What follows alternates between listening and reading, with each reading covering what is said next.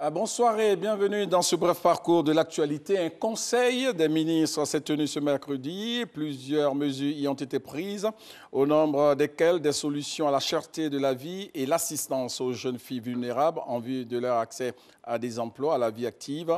Des précisions avec le porte-parole du gouvernement sur les mesures relatives à la cherté de la vie. Nous écoutons le ministre Nabayé Koné. Des études ont été faites. En 2014 d'abord et en 2017 ensuite.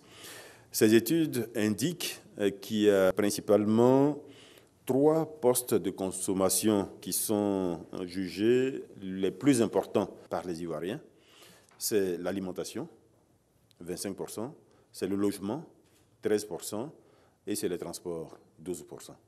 Donc le gouvernement a décidé de mettre l'accent le plus fortement possible sur les 3 postes cités, donc l'alimentation, le logement et les transports. Tout va être mis en œuvre pour que sur ces 3-là, nous ayons des résultats tangibles.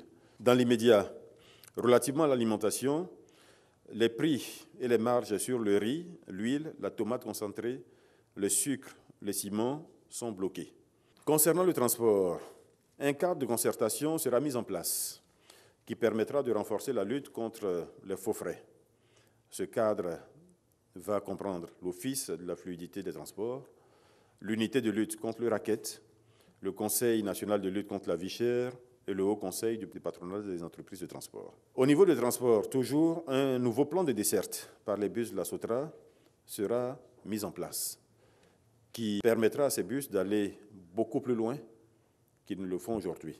Au niveau du logement, les conditions de bail à usage d'habitation et de bail à usage commercial feront l'objet d'une réglementation plus stricte. Le compte-rendu complet de ce Conseil des ministres au journal de 20h.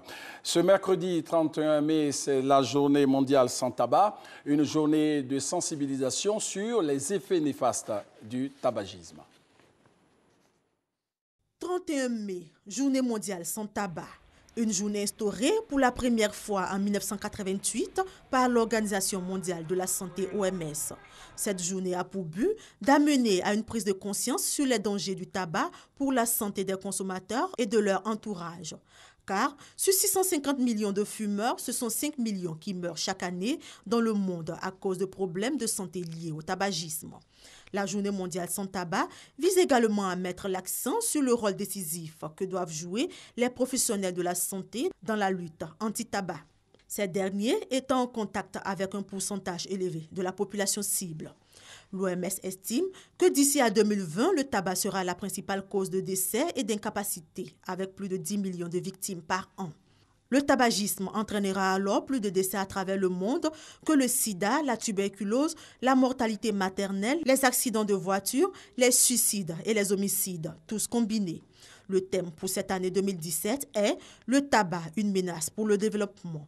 La campagne permettra de mettre en évidence la menace que représente l'industrie du tabac pour le développement durable de tous les pays, notamment la santé et le bien-être économique de leurs citoyens. Elle proposera des mesures à prendre en vue de promouvoir la santé et le développement en luttant contre la crise mondiale du tabagisme. Pour la Journée mondiale sans tabac 2017, l'OMS appelle les gouvernements à appliquer des mesures plus fermes telles que l'interdiction du marketing et de la publicité pour le tabac. Car venir à bout du tabac permettra d'améliorer la santé, la prospérité, l'environnement et le développement national. En Côte d'Ivoire, la Journée mondiale sans tabac sera célébrée le 2 juin. Et ce vendredi 2 juin, les 6 pays entrant au Conseil de sécurité des Nations Unies seront connus. La Côte d'Ivoire, notre pays, est candidate pour un siège de non permanent de l'ONU. Et le ministre des Affaires étrangères, Marcela Montano, est en ce moment même à New York, aux États-Unis, où il intensifie la campagne autour de la candidature de la Côte d'Ivoire. Vous aurez des précisions et un compte-rendu complet au journal de 20h. En Afghanistan, un camion piégé a explosé ce mercredi à Kaboul, près de l'ambassade d'Allemagne. L'attentat a fait au moins 90 morts, des centaines de blessés grièvement touchés. Voilà, merci donc à la réalisation. Fin de ce flash, on se retrouve avec beaucoup de plaisir au journal de 20h pour le point complet de l'actualité ici en Côte d'Ivoire et à l'étranger.